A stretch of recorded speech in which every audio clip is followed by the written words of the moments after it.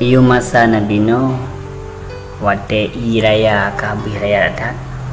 Ada yang gecok iaitu binatang sepasang sabuh agam sabuh ino gepeduk mandung dalam kapai. Ulu ase bul miong lempu gecok binatang. Gua sihat le Nabi Nuh. Nyo hai binatang hai ineng beto agam beto baina. Tuk nyenang turunan takut ge kapai nom de. Ju so mandung. Rupanya ase hai tungku sekalian hai tun nya ase hai tun ibu to dah ase agama ini rupanya kalau limiong wate kalau limiong ilapor tu ba Nabiullah no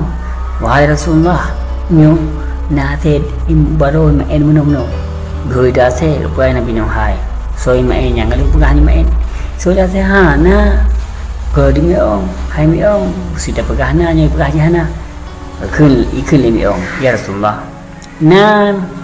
musi pengeron menua jika timnya bungkumat menua Nabi Nuh ternyata terkabulah doa Nabi Nuh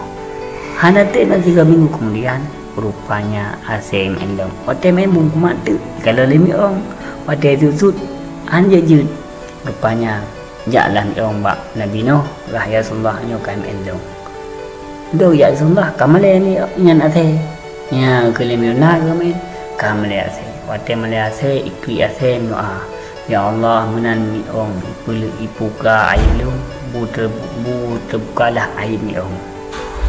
ya rupanya miong gebuka ayu ya Allah asai main kakaruni yang gara-gara buka aib ase uta racau simpulan tanyo begala tar buka aib go karena minta buka aib go sing go akan ibuka aib tanyo